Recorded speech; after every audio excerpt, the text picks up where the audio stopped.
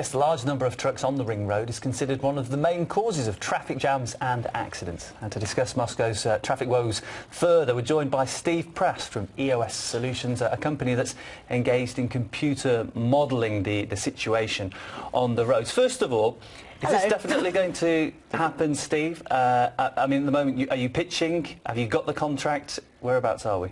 We're in between the pitch and getting the contract. So I think the will is there to do it. It's just a case of getting the logistics lined up and going ahead. OK, so it's looking positive at this stage. Just Yes. tell us what you're going to do. I know it involves 4D modelling, presumably the fourth dimension being time on top of the usual three that we used to. That's absolutely right. We build mathematical models of systems by actually defining the behavior of the system mathematically. Then we create a three-dimensional model of the environment that system exists in. In this case, that would be Moscow, the Moscow region and the road network there, which is something that we would actually go and pull from a Google Earth or a Google Maps, where it already exists.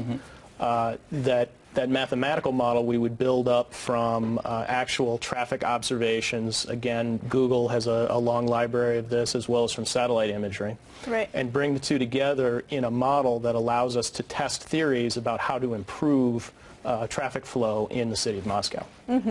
Okay, a scientific approach, I like that. What do you think about this incentive about banning large vehicles from the MCAD, from the Moscow Ring Road, during daytime? Is that really going to work, or is it just a means of making a bit of cash for the city while all of these drivers will be forced to obtain licenses? Well, I think there will definitely be a revenue impact for the city. There's no doubt about that. And I think there will also be a general improvement in traffic flow. However, what we've seen in the past is that when you take one category of vehicle off the road, the other categories tend to fill that space that was left behind. Pretty quickly. Exactly. So you're kind of trading one type of traffic for another. But we believe very strongly that there is an opportunity there when this regulation goes into place to take advantage of this and really capitalize on the opportunity. Now, I didn't realise that trucks were such a big issue. But then when I thought most of this is just like passenger vehicles, it's not commercial vehicles. But now when I think about it, often when I see a blockage in traffic, there's a truck that's making a delivery somewhere during the daytime. So now I'm starting to think this makes more sense. Have you sort of dealt with these issues before in other cities and successfully dealt with it and produced a solution? Yeah, we have. We've worked in other cities like Detroit and Montreal, where you have a similar mixture of commercial, industrial, residential, and even shopping districts kind of all mixed together in one place, where you have a need for some heavy commercial trucking, as well as people who are trying to live, to get to work, to get to school, to go about their daily lives. It's also important to sort of realise that we're working with human beings here, because a lot of these drivers are now complaining that what would they be left to do if they arrive into the city during the day. They can't enter it because it's too expensive. The fine seems to be okay-ish at 300 rubles, which is that $10? Getting on. Except the problem here is that it's for every single sign that prohibits a large vehicle from being on the ring road, and that can come up to 10 signs within 20 minutes, and that's a feasible fine, sizable one. So these people are now complaining that there's no infrastructure for them because there are no stops. Who could be responsible for building those? Well, that's, in our experience, that has to be some kind of private-public partnership.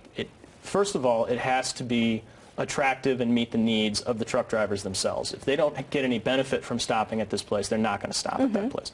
On the other hand, in order to provide those services that the truckers need and want, there has to be a viable business there for whoever's providing those services, whether it's a public-based, whether the municipality builds the truck stop and then franchises out locations to provide food and these fuel and these types of services, or if it's built entirely privately. That's got to be a viable business. So choosing the location, choosing the number, how you get in and out of these truck stops, that becomes critically important to easing the traffic problem, not only for the truck driver, but for whoever's providing these services as well.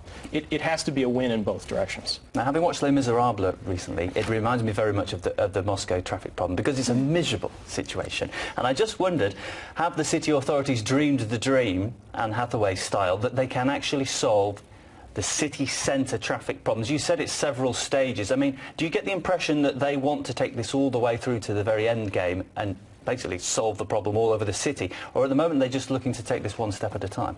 Well, there are some very aggressive goals in terms of fixing the traffic issue, and clearly the will is there to go and address this problem. I think, and particularly if you look at history in Moscow, what's lacking is the planning and the organization. So with proper planning, with proper organization, there's no doubt in my mind this problem can be tackled, and I think the will is there to do it.